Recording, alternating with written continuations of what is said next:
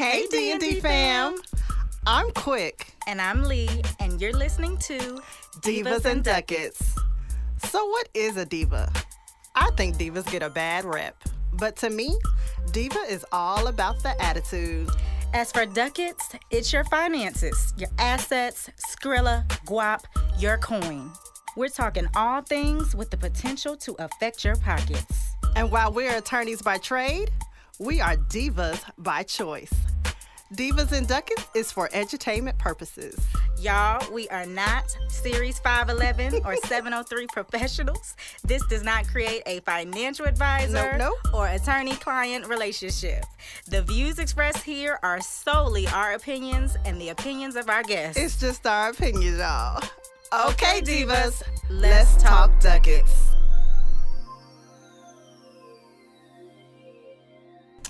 Hi D&D fam, welcome back. We're excited to have you. We have an exciting topic today on our docket. We're getting into a little of commercial and residential real estate. You know, we like to talk about income streams.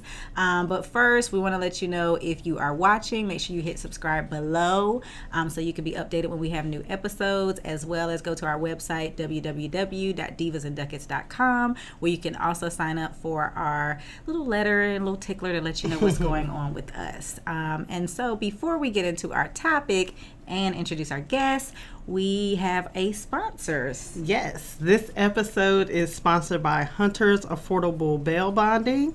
And we know that our listeners may not necessarily need a bondsman. However, you may have some family members that may need a bondsman. And if you do, Hunter's Affordable Bail Bonding is serving all of North Carolina. They have 4 offices.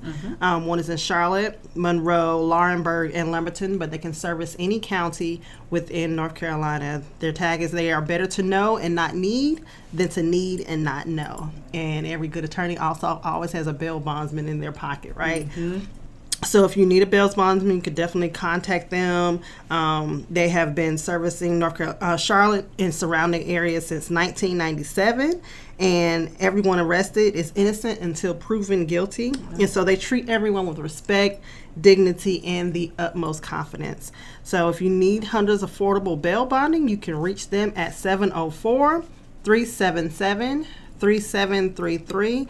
And this office is located in Charlotte, North Carolina, and their direct cell is 704-287-4689, and we will have that information below in the show notes. All right, so let's get into it. Yeah, so we have a special guest here today, expert in investing in real estate, and his name is Kevin Calhoun. Introduce yourself to our people. All right, thank you so much. I appreciate that. My name is Kevin Calhoun, and I am a partner with the Calhoun Group. We are actually a residential and multifamily commercial development company. And so what we do is we actually buy and own commercial real estate that's in the hospitality industry. That would be like hotels, and multifamily apartments, townhouses, and retail units, depending upon what it calls for. Okay. All right. Calhoun Group. I was saying earlier, that sounds like, oh, man. Right. The name got some sauce on it, right? We try. And it's an interesting story. I actually met Mr. Kevin Calhoun through Delta Sigma Theta, and we were hosting a women's investment event, and he came in and was talking about investing in hotels, and I don't know why it shook me, but it was like the first African American I personally knew that owned a hotel. Like, it was just mind blowing to me, right? And he gave just such a wealth of information of being able to how to do it, being able to invest in those things. That was before I knew about franchises and all that, which is interesting because, you know, even with what we do, you're just always learning. There's always room for learning. So I just learned this about 3 years ago. So it was just, you know, very interesting to me. So tell us, how did you get started in property investment? Well, it's actually interesting. So the company was actually started by my brother, Damian Calhoun. And he's located up in the Washington, D.C. area. And how he got started was actually just flipping houses. So as most of your listeners have probably seen or experienced on TV with those different home renovation shows, you know, you've seen someone come in, take a house that's old or or is kind of well worn, and they go in and do a gut out renovation, and really is one way of adding a lot of value. Yeah. And so my brother figured out in the Washington D.C. area, he realized the trend of gentrification on the front end of when it was happening, and he would go and buy old brownstones, and he would gut it out, take out everything but the walls, and rebuild it from scratch. And then he would turn a single family home with 3 stories into 3 condo units of 1 story each. And so that's kind of how it got started. And we started investing in those projects. I, on my own, had a private equity group that I was joined in with one of my fraternity brothers. Shout out to my brothers at Alpha Phi Alpha. Okay. That was called New Freedom Ventures, and we had pulled together money from folks who were working class people to invest in entrepreneurs for both women and people of color. And so my brother actually came to my group and asked us to invest in some properties he had, and that's kind of how that got started. Then after a 20-year career in telecom and the tech industry, he asked me to join the organization and help him grow into the Southeast. He sensed that the DC market was getting saturated, overheating, and he said, hey, the Southeast is where the emerging market and value is going to be. I want to expand there. Come on and join. And that's how the Calhoun Group was founded and got started. Okay. And I would like to presume people know. So, like, what is a private equity? You say you own a private equity firm. Like, what do they do? What is that? Oh, yeah. So this is something a lot of your listeners may want to know. But what a private equity fund is simply put, if you and 5 of your friends get together and you each put up $10,000. Okay. And then you formulate that into a company, an LLC structure, then you, in essence, have a private equity group. And so in that case, you would have $100,000 of capital to invest, and you would invest under the name of whatever that company was that you created. It could be your family name. It could be, named after something that held you guys together, or just, you made up your own name. But that's a way for people to pool money together to increase their, buying power, but also to participate in things that as an individual you never would get an opportunity to participate in. And one of the interesting facts is that in America, only 2% of hotels are owned by African Americans. And half of that 1% is Bob Johnson, who was the founder of BET and sold BET to Viacom for $1 billion. And then he took his money from Viacom and he did 2 things with it. He got into the 2 most expensive franchises you can get into. He got into the sports franchise business, which is the most expensive, and he bought and founded the Charlotte Bobcats, brought the NBA team back to Charlotte, and then later sold that to Michael Jordan as the Hornets.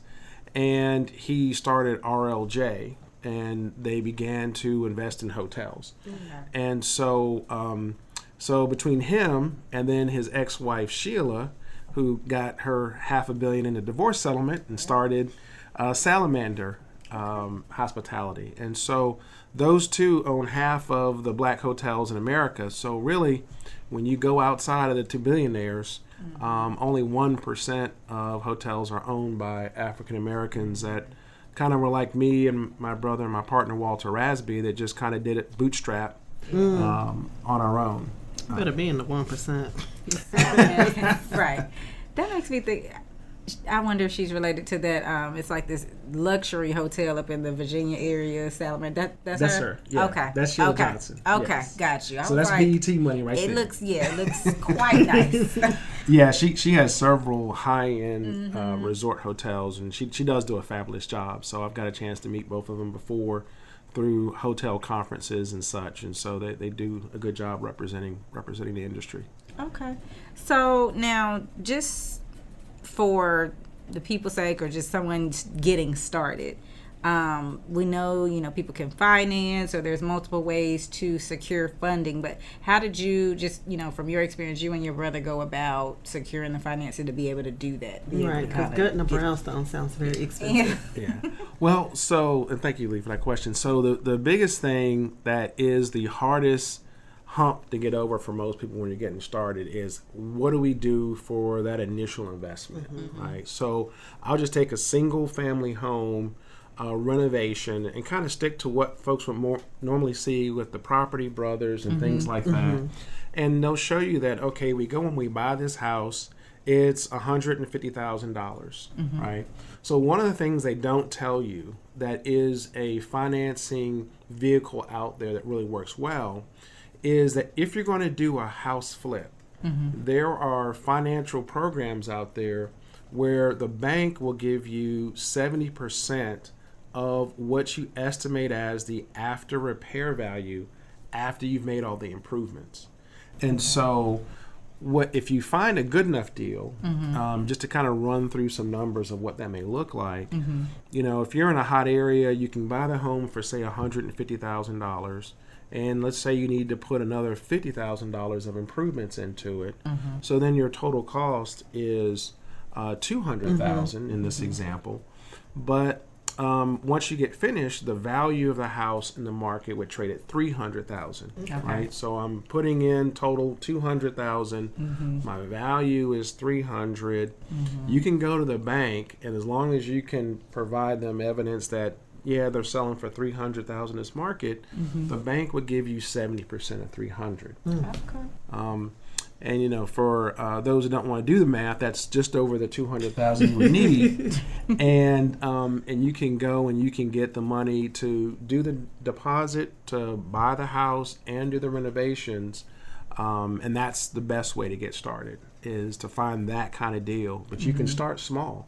One of the things that I would tell your listeners is, if you live in any community that's got a historically black college, that is a community that's perfect for doing house flips, because they tend to be centrally located, not too far from downtown, and you've got a ready pool of you know, students and others that are looking for housing, and you can sometimes get an old rundown house pretty cheap. And that's probably one of the easiest way to get started. Unless you're in Charlotte. Unless you're in Charlotte. Well, I heard they were out there tanning on Howard's campus too, so it's everywhere. Yeah, it's everywhere. Absolutely. So is that loan you were speaking of, what is it called, a specific type of loan? Yeah, it's called, the vernacular in the industry is an ARV loan, which is just after repair value. And so it's an after repair value loan. One of the things they'll usually look for is they will look at your credit score, but your credit score doesn't have to be a 750, 800, anything like that. As long as you can get above a 620, you can, you know, qualify.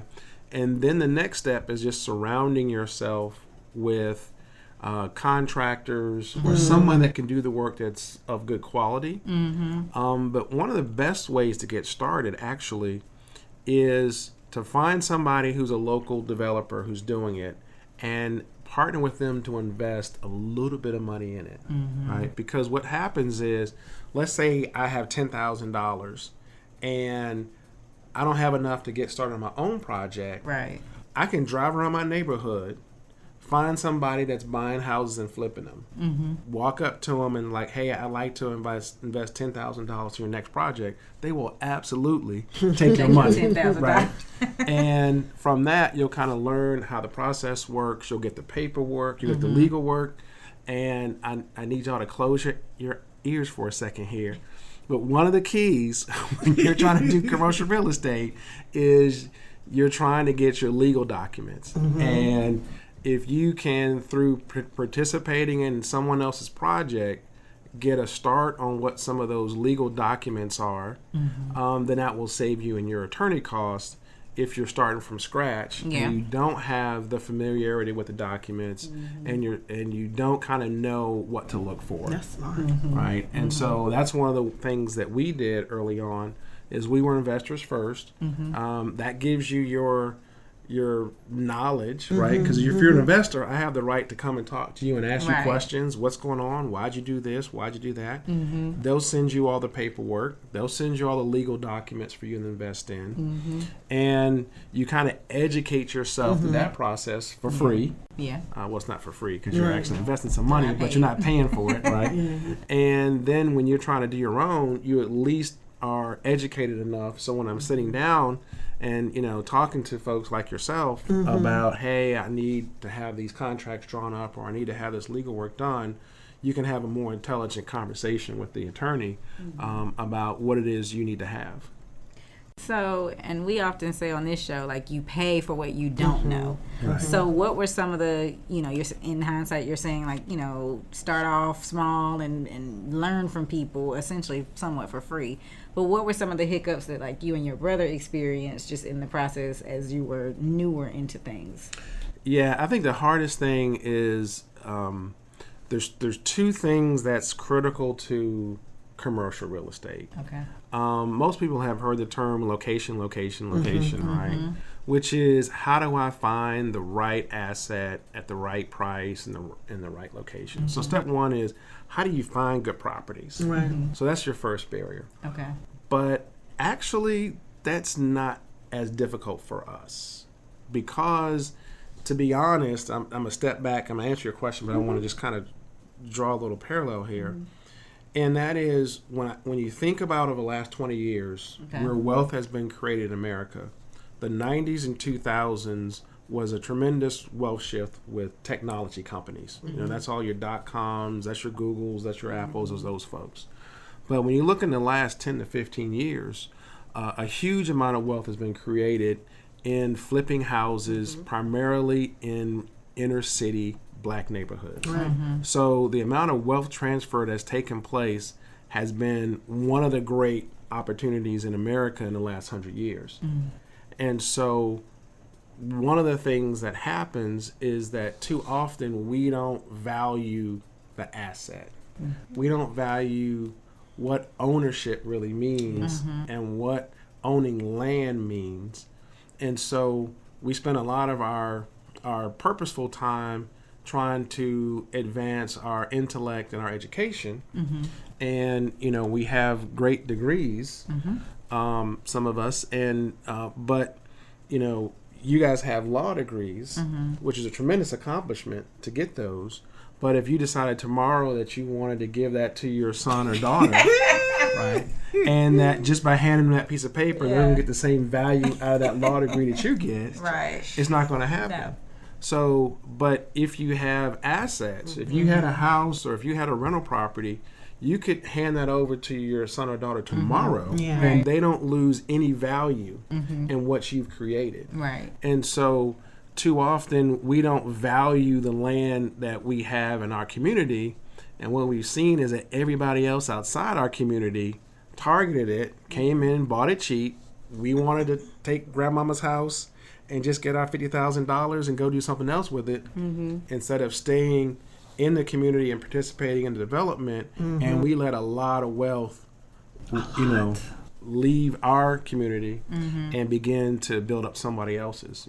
All the South End, for those who are in the Charlotte area where Price's Chicken Coop used to be, right? That used to be warehouses. That used to be warehouses. There used to be a lot of things, and now it's one of the highest, rent districts, in the city. And so I would just tell people that as you're trying to get started, as you're trying to get your financing, look at what assets you have and what things you can leverage. If you have a house or somebody in your family has some real estate, some property, try to leverage that. Okay.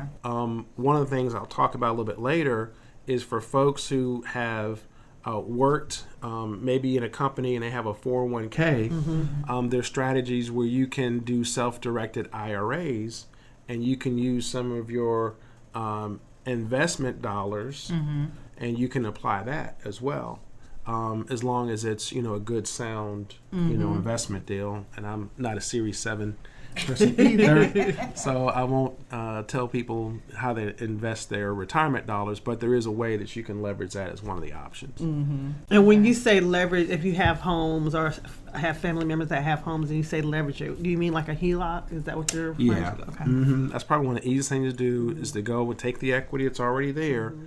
And then you can go to the bank and you could try to leverage that for a line of credit. Mm-hmm. And that's what a home equity line of credit is. You just get a line of credit, which they just say, hey, you've got borrowing capacity up to this number, and then you can draw that down however you want to.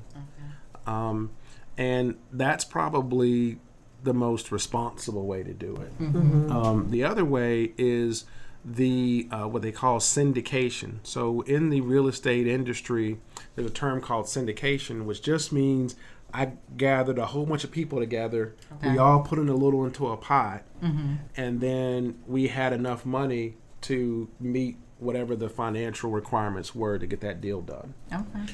So when we did our hotel, and just for those who are in the Charlotte area, please come and visit the 4 Points Lake Norman out in Huntersville. If you've been to the Birkdale Shopping Center, it's right around the corner. It's a Marriott property.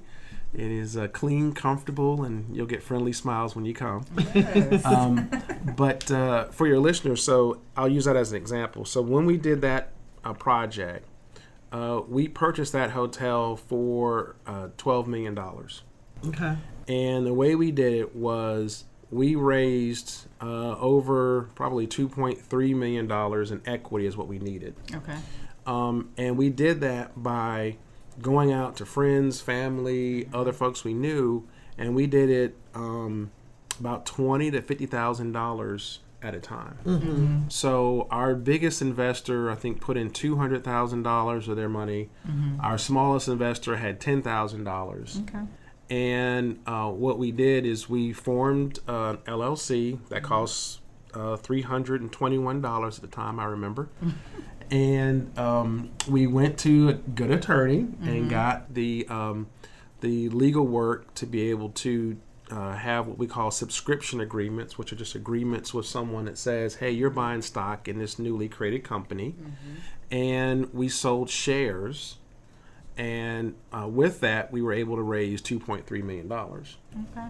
And then for the actual bank financing, we got $11 million from a company that what they do is they have what they call a non-recourse loan, which means you don't have to personally sign on the loan documents for your personal net worth and things. You just have to say, hey, if things don't work out, the bank gets to take the property. Okay. And that's called a non-recourse loan. And so those things are pretty prominent in the commercial real estate. Okay. Because the bank looks at it and says, well, I don't want to come and take your house if things fail. I just want to take this property that's worth more money. And as long as I have that and it covers, what the bank loan is, then we're in good shape. Okay. So the hotel, when y'all purchased, the building already existed, and then y'all outfitted it for Marriott. Right. Okay. Exactly. So I'm just so proud of you. Well, it was a tough challenge to do for sure. But that's not where I would suggest people start. But it's doable. Something $1 million. Yeah. I don't think most people will start there. Yeah, so that's what I want people to know is it's just that it's really just about getting started, and it's really about trying to create wealth. And I don't think we talk enough in the Black community about wealth, about how to create it, and just how to create it. And it's really just about, which is different than just making your paper, and different, because you can get a job and earn a good income, but it's what you do with that income that determines whether you create wealth or not. And wealth is about having assets that can appreciate in value and that you can turn over you can convert to other things, and you can convert to other people. And that's really where we fall short on a lot of opportunities, is that we don't have enough wealth creation opportunities that come to our community for opportunities to invest. Yeah. And that was one of our goals with our company, is that we wanted to get in the room to do big real estate deals, carve out a small amount that we could then take back to our community and allow small investors, someone that has $10,000, maybe left over my 401k from a job I left 5 years ago, and I can participate in this new apartment building that's down on Tryon Street that's $20 million, right? That's kind of one of the things that we do that's unique, just because it serves our purpose. Right. Yeah. And, you know, we're kind of purpose driven in what we're trying to do. Okay. And then speaking of creating wealth, I know you said, I'm assuming your brother's part of the Calhoun with the hotel. Do you have any other family members that are involved in it at all? Maybe not the aspect, but working there or... Well, my youngest daughter, Lauren, just started working the front desk last week. Okay. So Hey, Lauren. she's a proud Aggie at A&T, and so she's home for the summer, and so she's working the front desk. And that really is...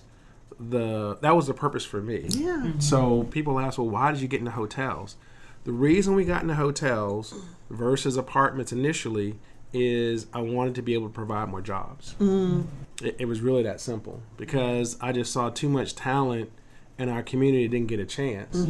And so I said, well, if I get an apartment, okay, I've got somebody in the front lobby, I've got a maintenance person, but there's maybe 4 or 5 jobs there. Right. A hotel, you can have 30 to 50 jobs. Yeah. And so it's everything from new, immigrants that coming over that needs an opportunity that you can provide in, housekeeping, back office stuff.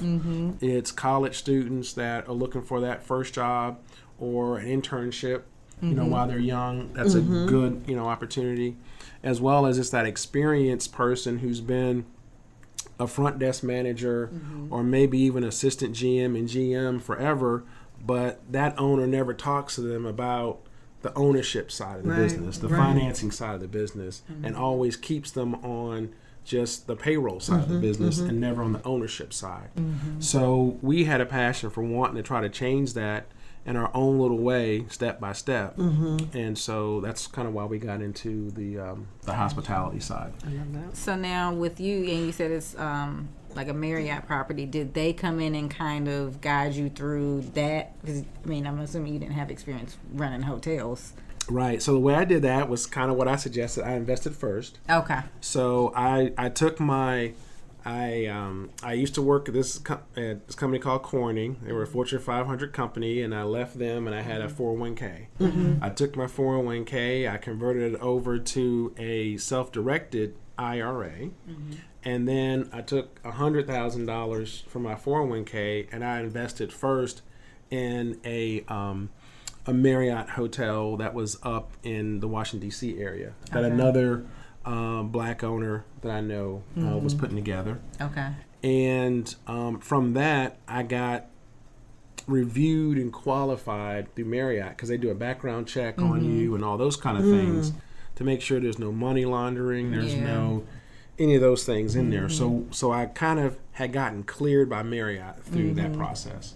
So then when I went back for the 4 points and I'm now applying myself, I could say, oh, I'm already an owner in another hotel that you've already vetted me. Right. So that helped. The part that I will say that's a little daunting is that Marriott is the hardest of the franchises to get. Okay. So Marriott requires whoever's the kind of the sponsors that you have to have a net worth of $10 million.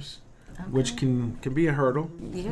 And so what we did is we, but you can pull that together. Right. So if you have 5 people that had net worth of 2, you can meet that criteria. And with that, I'm sure, because you keep talking about the legal documents, y'all made sure that y'all had how that'll be split and all that vetted out. Okay. Yeah, there's really only 2 things you need from a legal document standpoint. You need to have your operating agreement, which is just your document. If you form a company, it just says, here's how the members are going to agree to operate with each other. It's a standard agreement. Yeah. And then you need to have a subscription agreement, which is what you give to your investors that would say, hey, I'm going to give you these shares for this value of the company, and that's going to be your piece of paper, almost like kind of stock certificates. If you're buying stock on the open market, it's kind of that equivalency on the commercial side. Got you. And I know you have a background in marketing as well. Actually, I'm an engineer. I went to NC State, got my degree in mechanical engineering. I wanted to be an astronaut. I started off in aerospace. Okay. And while I was a sophomore, the Space Shuttle Challenger blew up. And there went my astronaut career. All right. And so I switched over to mechanical, and then I went to work for P&G making Pampers and Love's diapers. So I went from outer space to the outhouse. It's kind of how my career went. Okay. Yeah. Interesting. Yeah. And then I was in tech, so I was more so on the tech process engineering side. So when you got into investing, were you still doing that full time? Yeah. Okay. Do you do this full time now? Or are you still? In Yeah, that? I do this full time now. Okay. So, but for probably 15 years, I was on the investment side. Still working a full time job, and I would just take, really what I did is I would take, the bonuses I got from work. And I would take a part of that, put it in my kids', college fund, and I would take the other part and I would put it into, more speculative investment opportunities. Gotcha. Yeah. And so you mentioned, especially with going in with multiple people and the private equity aspects, forming these LLCs. I don't know how I want to ask this without getting in your business. You can get in my business. Okay. So does the Calhoun Group, or do you form an LLC for each property? Yes. Okay. Yeah, that's a great question. So one of the keys is that what's common in especially commercial real estate is what they call single purpose LLCs. And so what you do is every time we do a project, and this is pretty common, every hotel, every apartment building, every shopping mall you go to, it is a single purpose entity probably that owns it. Okay. Meaning that they just came together, and if you went and look and see who owns it, it's a company, and that company, the only thing they do is deal with that one piece of property. And the reason for that is because if you had 10 properties and they were all under one company, then anything that's open to the public, if somebody slips on some ice and breaks their leg, or they want to sue you, and you've got 10 properties as part of your company, now, and you guys are lawyers, so you can tell me how that works. They go after all of your assets, that's there. But if you just have one single company that's all they own, then that's the only thing that has the exposure. And so that's usually the way that you do that on commercial real estate. Okay. Got you. So I'm forming new companies all the time. It gets to be a pain come tax time. Oh yeah, yeah. Oh sure. Oh, I bet. And you have a very interesting story behind one of your LLC names, the Legacy 3. Yeah. So what we did is, thank you for mentioning that. What we did is when we bought the hotel, and I was fortunate to be married to Dawn Calhoun for 27 and a half years. Your soror. And she battled breast cancer for 15 years and fought vigilantly. And so, but when we bought the hotel and we had our open house, she was there and gave a speech to all the investors at the end. And one of the things she said was that we struggled to do this so we could build a legacy. And one of my partners, Walter Rasby, came up with the idea. He said, hey, let's create a new company and brand it about, the powerful message that Dawn gave us when we opened the hotel about creating a legacy.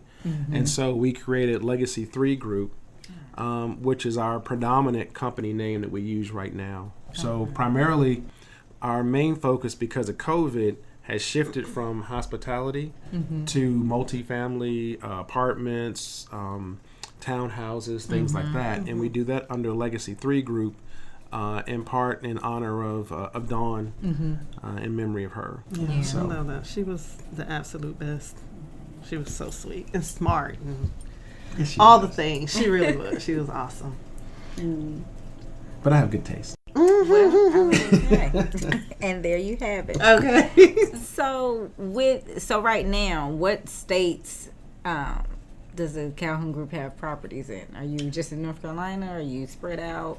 Well, actually, we're in North Carolina, South Carolina, Alabama, and the D.C. Metroplex. Okay. So we own a Marriott Courtyard in Waldorf, Maryland, which is in the D.C. Suburbs.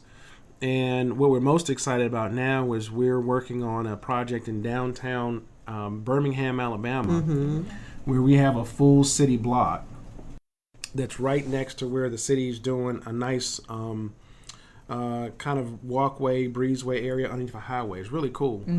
But we're going to put on a hotel. We're going to high-end hotel. We're going to put on a nice apartment complex with retail at the bottom, parking deck. So we're pretty excited about that, to develop, a full city block in a downtown metroplex. How'd you say find a developer and let them know I want to invest? Well, we're open for all investors on that one. We're going to take your $10,000 to Birmingham. Right. So, but no, so what we did is that there's a really dynamic mayor in Birmingham who really has, I think, a great vision for the city. And so we were fortunate to meet him, young guy, talk to him. And we said, hey, we're bought into your vision. We think we can help. And, he liked our company. And so he partnered with us on a couple of strategic sites downtown. And what he's really trying to do is to really create something and create some value for Birmingham. And we wanted to be a part of that.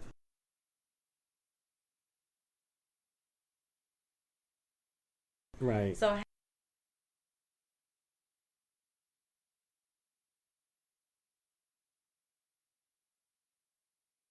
That's a great question. It's actually a good question when we talk about what a developer actually does, right? So most people who know a developer, unfortunately, the most famous developer in America is Donald Trump, right? And so as a developer, what you do is you're responsible for formulating the vision, pulling all the pieces together, but you're kind of more so the quarterback of a development, right? You have all these other professional service groups that are assigned to carry out everything. Okay. Right? So I can't pick up any hammer. I can't lay any drywall. I can't put up any drywall. Can't lay any tile. Can't do any of that. But what we do is we control the purse strings. Okay. Right? So we determine where the money goes. So what we do is we go out and we'll provide third-party professionals. So we'll find a good construction company. They're responsible for doing the construction. Okay. We'll find the architect. They're responsible for drawing up the plans. We'll work with an engineering group that's coming in and doing all the engineering work. And then we allow those professionals to do that. And during the pandemic, we have a lot of Zoom meetings and conference calls. And then, depending upon what it is, we'll go down there maybe once a quarter. I'm down in Birmingham or up in D.C. But in the Carolinas, it's mainly drivable. So in the Carolinas, we look at Greenville, Spartanburg. We look at Charleston, Fort Mill, Rock Hill, South Carolina. We're doing a development of an apartment complex in downtown Greensboro. Okay. And then some in Raleigh. So those tend to be the drivable areas, all within a 4-hour drive, and we just drive them. Got you. Okay. Okay. Yeah. And then, so you got that part. The other thing that makes me, because we talked about location, do you kind of approach the location for these type of projects like you did when you told us, kind of drive around and see where people want to be? Or how do you decide when you're doing these, great projects, this is where we should be? That's, how do I explain that secret sauce? So the part of it is just a feel. So I would say you can get, depending upon how comfortable you are with what I call FUD, which is fear, uncertainty, and doubt. The more comfortable you are being out on the edge, then the more you can be a developer. The less comfortable you are, the more you come back to just being an investor. Got you.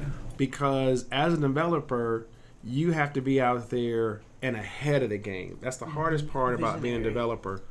Is we're visionaries, bankers are not. Right. So the hardest part of this game is convincing conservative bankers and investors that this is the new wave and this is where we need to go. Because what everybody likes to have as comfort is they want show me exactly where this has been done before, that's right next to you, Right. that this is exactly what they made, Right. So what people don't want is they don't want risk.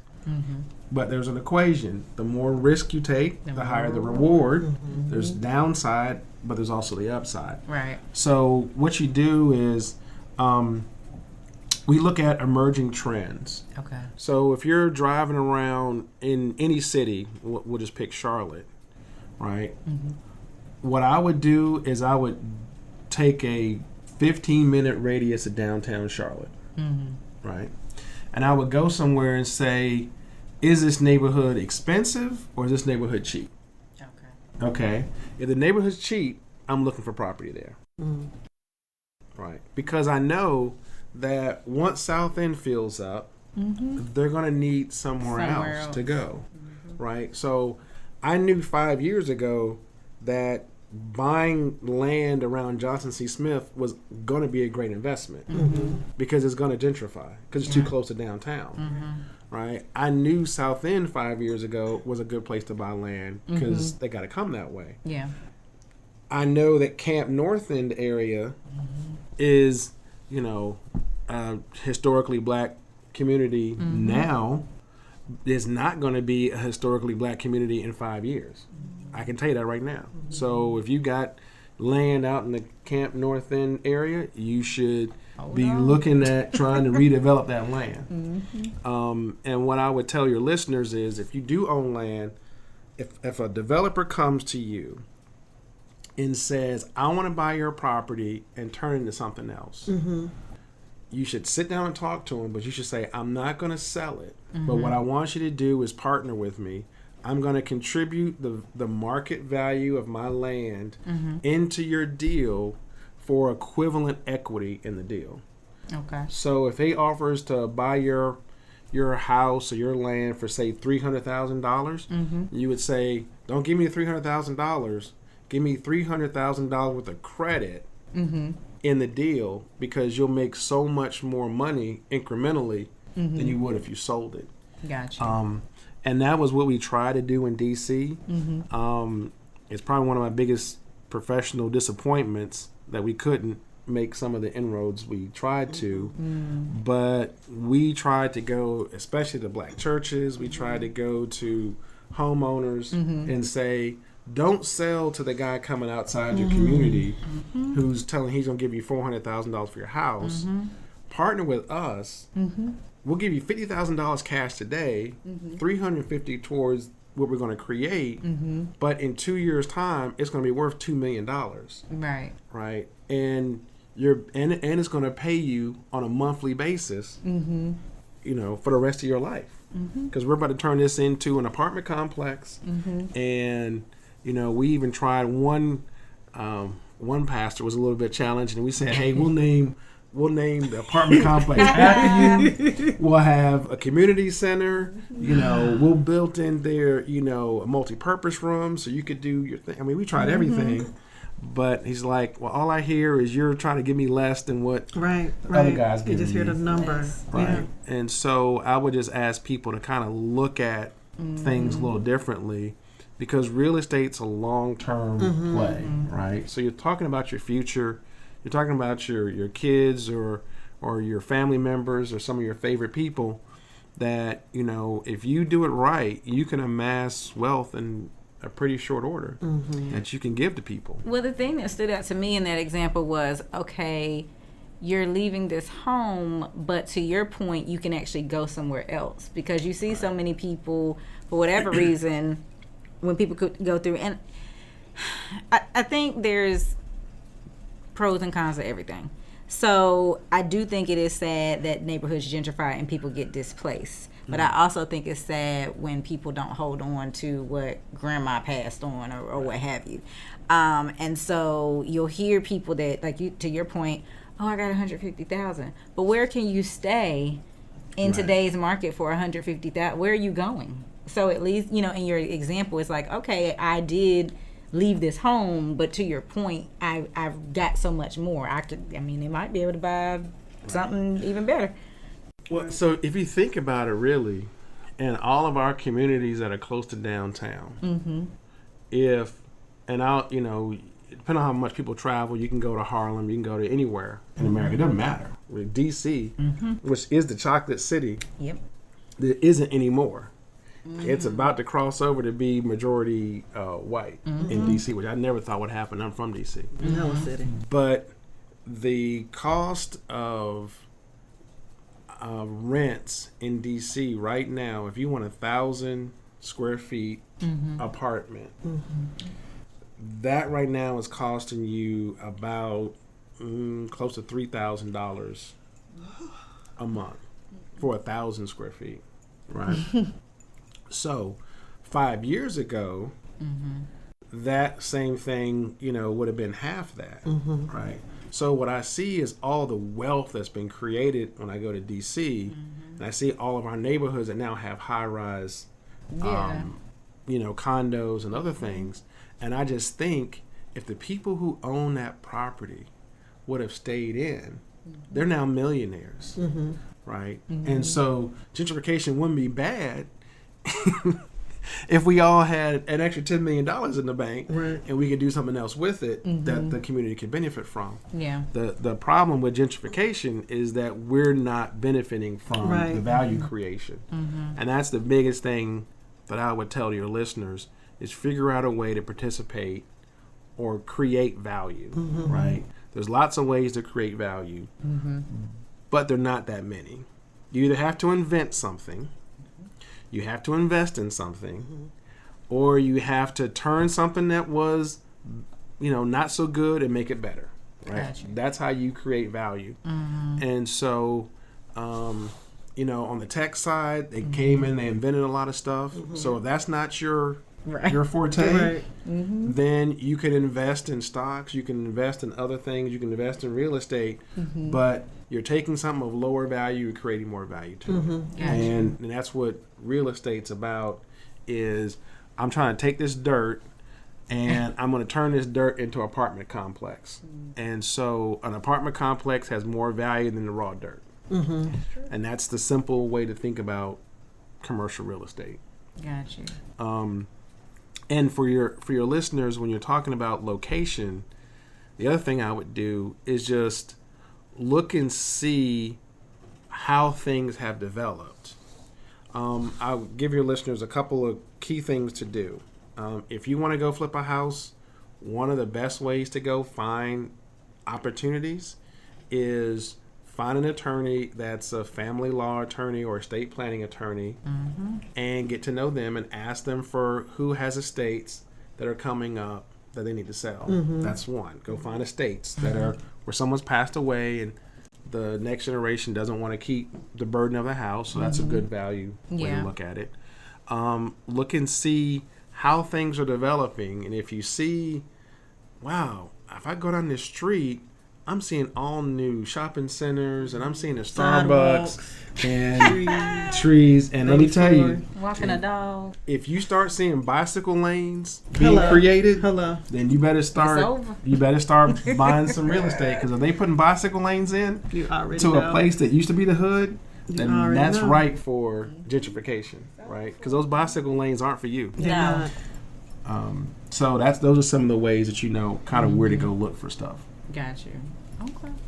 And then I guess my final question is, I know, especially in the Charlotte market, like, it's very daunting with how much stuff is costing, right? Like you mentioned the 1,000 square foot for like $3,000, but honestly, that's not very far fetched in Charlotte either. Right. Like, and so that's very, like I said, just daunting, because the salaries aren't necessarily matching up, and that's a whole different conversation. But for someone that's looking to invest or maybe even purchase a home, like, what can they do? Because I'm assuming, I mean, you're doing hotels and $1 million deals, so that's different. But for the normal person, like, I don't think they're trying to go out and invest in a $250,000, $300,000 house as a flip. Right. So, like, how can they? Are there still properties in Charlotte that are available like that, or do we need to start going to the outskirts of Charlotte and start looking in the Gastonia areas? Yeah. So that's a great question. So for us, we're investing heavily in Mooresville. Okay. We're out in Weddington, and we're going in those skirt areas like Denver is a great place. Gastonia is actually emerging now as a spot. So what you want to do is you want to go to where there is affordability. And as long as there's a population surge, then you can feel relatively comfortable that it really doesn't have to be fantastic. It just has to be more than what you bought it for. It's a simple proposition in real estate. You want to buy it for less and sell it for more. Right. If you buy something for $100,000 and you can turn it into something for $120,000, that's a 20% return. Yeah.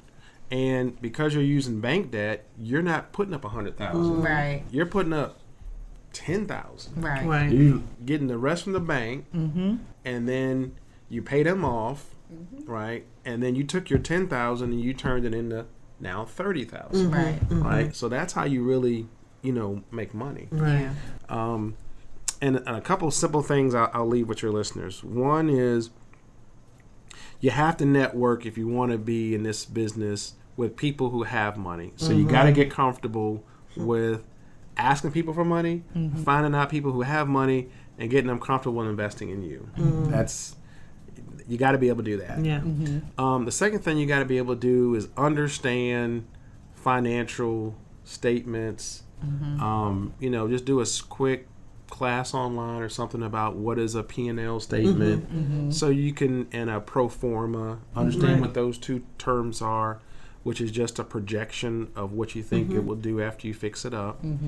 And then the third one is you got to understand the legal documentation, and an attorney can do that for you. And I will add, and this is not an area of expertise for me, but when you use the example of the 100,000, you turned it into 120. Make sure you get with a tax or accountant, some kind of professional, because there is a such thing as capital gains. You're gonna have to pay something on that 20,000, 30,000. Yeah, so just if you don't invest it in a certain way, a certain time, do some things. So just saying. So let me ask you guys a question. What would y'all like to be able to do? What's your dreams if you could have it? You want rental properties? You want an apartment complex? You want a shopping center? What you want? Okay, that's why when you say you got to connect with other people that have money. I have my answer. Right. Okay. Well, no, I mean I know that me and her have talked about investing in multiple properties. Like in my mind has been on multifamily properties, and in residential properties. Like I said, because it's not something that I have seen. It was never to do a hotel. But I mean, even mentioning the thing in Birmingham, Alabama, I'm like, I would love to invest in something like that. But if it had not been connection and networking, like you said, it wouldn't be something I had thought about. Like invest in a shopping center, that wouldn't have been in my mindset. But because I know, my father, her father, both in real estate investors, so I know multifamily, I know residential, so definitely want to get into that for sure. Okay, so one of the best ways to do that actually is if you're driving around and you see, because a lot of times you'll see like vacant lots, and you'll see just like a sign that may say 3.8 acres for sale. Start calling them up. Okay. And just asking them, hey, how much are you selling that for? The acreage. And then the other thing I haven't mentioned is zoning, which is very important. Which is zoning is really the city determines how a certain land or parcel can be used. And if you want to turn it from here's what it is today to something new, a lot of times you'll have to change the zoning to get approval to do that. Right. Yeah. And so zoning becomes an important factor that people need to learn. Because that requires working with the city to change the zoning, which can be complicated. But for most times, if you have something that's a house and you want to improve the house, it's already zoned now. Gotcha. Right? If you have an apartment complex and it's run down and you want to turn it into something new, then that's going to be zoned that way as well. Gotcha. Yeah, my answer is very similar to Quick's. Direct involvement, very much looking at residential. And I think some of it is because seeing my father and like upgrading houses and some of the things, it's kind of like I love my brothers, but I do know that as they get older, it's going to be more on me to do those things. And so you also have an interest, or I have an interest from the child perspective of like, you kind of want your own too. You don't want to just, you know, who's waiting around on somebody to pass away? I'm not, you know. So I mean, that's no.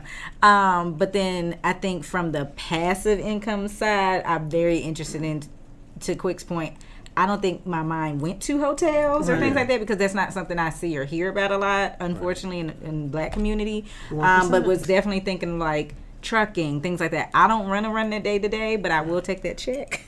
But ultimately, like I kind of summarize the goal in a sentence. I want my 9 to 5 to be a part-time. Like, I'm just here for the benefits. So so one of the things you guys can think about is, well, first of all, I got some multi-family apartment complexes for you guys to invest in. So I'll make sure I share that with you. So that's 90% of our business right now is all multi-family and apartments.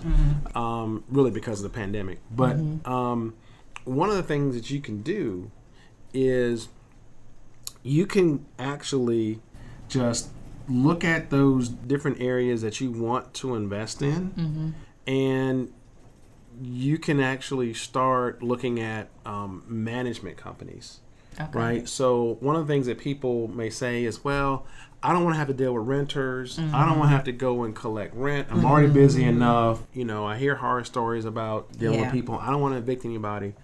You don't have to manage that. You can own it, not manage it. Right. I own 2 Marriott hotels. I don't manage any of them. I hire a third-party group. I pay them a fee to manage it. They handle all the day-to-day. They handle all the employees. They handle all that. I just talk to them at the end of the month about, like, where's my check and what's it look like and that type of thing. But the same thing for multifamily. They have apartment managers. They have rental managers. My mom has a property manager. So you don't have to do it. You don't have to cut the grass. You ain't got to put in the, you know, fix the sheetrock. You have to do that yourself. You just have property managers that can do that for yourself. Sure. Yeah, my good friend is in property management. And then because I think her father's the same way. Well, I know my dad did a lot of the work, right? So that was very, I was very hesitant in getting into it because, you know, as a woman, you just really don't know what contractors you can trust, if they're going to overprice you, even know how to get into the market, right? And like I said, from my perspective of seeing my father, he knew it good from roof to the floor, you know? So it was just different. So, I mean, I guess it might be different with commercial development, but how would I go about finding like a contract if I wanted to go to home? Yeah, that's a great point. And that actually is the hardest part. The hardest part is finding good professionals, right? So, and the unfortunate thing is people who have them, they don't want to share them. Right. So developers are like really jealous, stingy people, so they don't like to share a lot. For sure. It's kind of networking. And so you just kind of find somebody, almost the best way to go about doing it is, the good thing about real estate is a lot of things are public. So if somebody sells a house, you have an address, you can actually drive by. To be honest, the best way to do it is drive-bys. Right? Have so, the signs out there. What I do is because when we were looking in Charlotte, and I said, well, I don't even know who a good drywall person is. I don't know who a good floor person is. I started talking to some other developers, and they gave me some references. But really, I would go in an area where I'm like, you know what? That guy did a nice house. I got to see it look nice. Next time he's doing one, or the next doors they're doing one, is I would go and I would drive by and I would see a little van. I would write it down. Or the guy sitting outside taking a lunch break, I would go talk to him. It's like, hey, I'm thinking about doing a project. Can I get your business card or your number? Gotta get comfortable conversation. Yeah, this is definitely a get out and talk to people business. Yeah. And the other thing, I mean, because your dad did all that, my dad was like Cliff Huxtable, not fixing major things. But he kind of taught me, because they will jack the price up for a woman. Like, I definitely, if they have, I don't want to say pictures of their work, but if they have some kind of work product, and then also like talking to multiple people. So like, of course, a plumber, I'm not going to take the first plumber that gives me a quote. Like, let me compare these to at least know what should be reasonable. Right. You know, if one person telling you 10,000, the other guy said 4, Yeah. and another one came in at 5, you already know like 10,000 might be a little. Well, and you guys do have, and you mentioned being a woman, and that is a real issue, right? Because a lot of the contractors and stuff are male. And it's just like going in and dealing with mechanics with your car. You know, that is a real thing that guys are going to try to put stuff over on you. They're going to try to, make things seem more complicated. Or, oh, I can't go back and fix that because this or that. And so, my business partner, one of my business partners is a black female. And she was actually recognized as Person of the Year in one of the hotel magazines. And so I always kind of learn and hear from her as to what are those things that she's facing and how is she overcoming them. And the best way that she overcame them was she's a networking fiend, right? She's always talking to people. She's always, finding out, and she'll find a guy and she'll make him kind of like her in terms of, like your personality and being around you. And then next thing you know, she's pumped him for like 5 different recommendations. Right. And I go to her, I'm like, Tracy, we need somebody for such and such. Can you go network and find it for me? And she'll, she leverages her personality to do that. Awesome. Yeah, and you guys have great personality, so you can do it. Got to get out there. Get comfortable with conversation. Yeah. Well, this was awesome and full of information and a lot of great takeaways. I'll be playing it back several times between also calling you. But yeah, this is really, really great. And we appreciate you coming on and sharing your wealth of knowledge because like Lee said, you pay for what you don't know, right? And then once you do know, fam, do something with the information, right? We didn't sit down here for an hour and talk and give you all this information for you not to go out and try to create your own wealth. So, Lee? That's all I have. You can email us questions, comments, concerns, shenanigans, divaadvice@gmail.com. That is divaadvice@gmail.com. We are on all the things, Divas and Ducats. Well, where can they find you, Kevin? Yes, so you can contact me via email at Kevin Calhoun at legacy3group.com. That's Kevin Calhoun at legacy3group.com. And that's also our website, or you can go to the Calhoun Group realty.com is also our website, kind of connects to the same place. And you can come visit us at the 4 Points Lake Norman up in Huntersville, or if you're in the DC area, the Courtyard in Waldorf, Maryland. Those are some of the ways you can get in contact with me. And if anybody's interested in any of the projects or anything, I'll be happy to help you get started on your own group, or you can invest with us and use that as a knowledgeable way and safe way to get started. Yeah, I think I'll be taking a staycation soon. Or when you go to DC. Oh, right. I'm staying in Waldorf, Maryland. Okay. So we really appreciate it. We'll definitely have his information in the show notes below. And Diva family, in the meantime, in between time, have a great attitude. Bye. All right. Bye, everybody.